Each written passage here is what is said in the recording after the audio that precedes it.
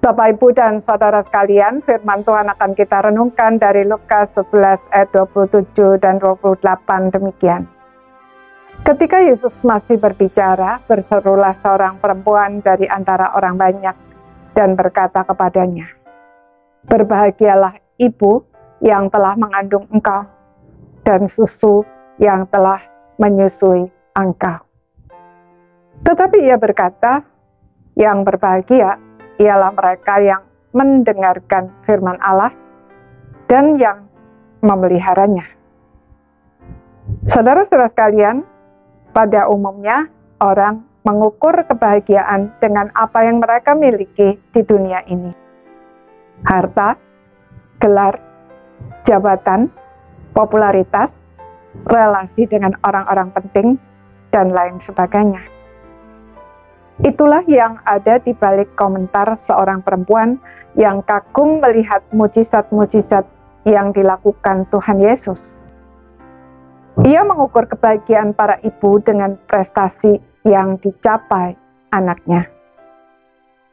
Komentarnya tersebut mewakili semua perempuan Yahudi pada umumnya. Tetapi Tuhan Yesus menolak pujian tersebut, baik terhadap dirinya sendiri maupun Maria ibunya. Sebab hubungan darah itu hanya ada di dunia ini saja. Jadi bersifat sementara. Di dalam kekekalan, relasi-relasi kita sudah berbeda. Saudara, kebahagiaan sejati tidak bisa diukur dengan hal-hal yang bersifat sementara. Sebab kebahagiaan sejati bersifat kekal. Itulah sebabnya Tuhan Yesus berkata bahwa orang yang berbahagia adalah mereka yang mendengarkan firman Allah dan yang memeliharanya. Maksudnya, mereka yang bukan sekedar mendengar lalu melupakannya, melainkan merenungkan dan menghidupinya dalam segala aspek, kapan saja, di mana saja, dan dalam situasi apa saja. Saudara, hari ini apa yang kita cari? Apa yang kita banggakan? Apa yang membuat kita merasa kurang sehingga kita tidak bahagia? Orang yang memiliki relasi pribadi yang intim dengan Tuhan dan senantiasa menghidupi firman-Nya tidak akan membiarkan apapun merampas kebahagiaannya. Sebab Tuhan itulah satu-satunya sumber kebahagiaan sejati.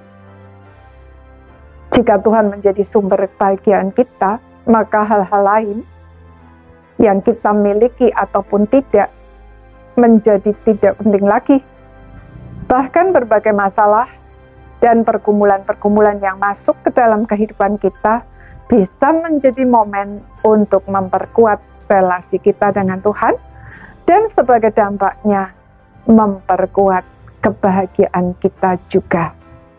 Paulus di dalam Roma 8 ayat 38 dan 39 berkata, "Sebab aku yakin bahwa baik maut maupun hidup, baik malaikat-malaikat maupun pemerintah-pemerintah, baik yang ada sekarang maupun yang akan datang, atau kuasa-kuasa, baik yang ada di atas maupun yang ada di bawah, ataupun sesuatu makhluk lain, tidak akan dapat memisahkan kita dari kasih Allah yang ada di dalam Yesus Kristus Tuhan kita."